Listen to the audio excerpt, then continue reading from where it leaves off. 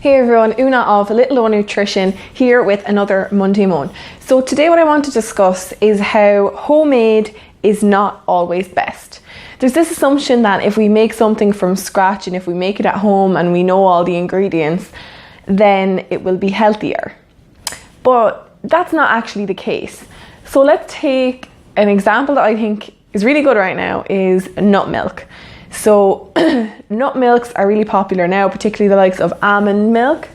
So you can buy almond milk now quite cheaply, £1.50 will get you a litre carton.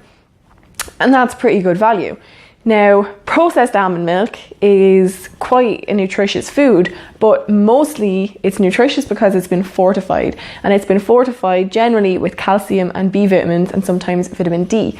And those are really important nutrients because they are something that we primarily get from dairy and animal products. So people who are choosing plant-based alternatives and avoiding dairy and meat, they need more of those nutrients. So having them fortified or added in to nut milks is really great. But there's tons of influencers and foodie blogs promoting like make your own nut milk at home, recipes and all the rest of it. And homemade nut milk is not healthier. Processed nut milk is actually superior to homemade nut milk. And here's the other thing is to make your own nut milk, you need to have a ton of nuts, and nuts are really expensive and would actually cost you more money to buy the nuts than to just buy the damn nut milk pre-made with the added nutrients. Crazy, I know.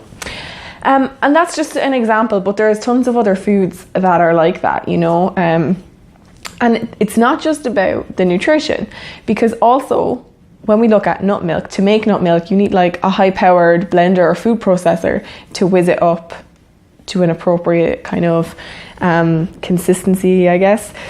I don't have one. Most people probably don't.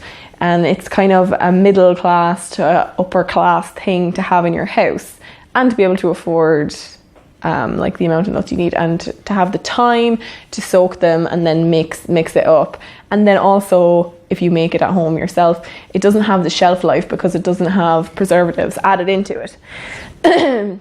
So there's more than just the barrier of nutrition, right? We have to also think about the time available. What skills do we have in the kitchen? Do we have the equipment? Can we afford and can we find all the ingredients that we need in our local area?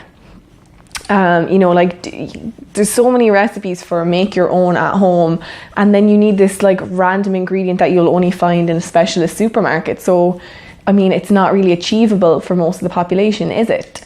And we really forget that a lot of the time. We forget that we are, you and me, most of us, are privileged in that we do have the skills and we do often have the time and we do often have the ingredients in our cupboards to make these things. But we are not the whole population, and we can't be, just assuming all the time that homemade is best for everyone. If you are in a difficult situation in terms of time or stress, or you're ill, or you have mobility issues or dexterity issues, whether or not you make your pasta sauce from scratch is kind of the least of your worries, is it not?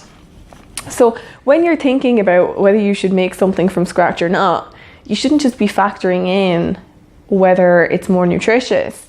You have to also think about your time, the convenience of it. Could you be doing something more worthwhile with your time, like spending time with your kids if you've been at work all day? I don't know. Just have a bit more compassion for people and don't assume that because they don't make things from scratch that they're bad or wrong.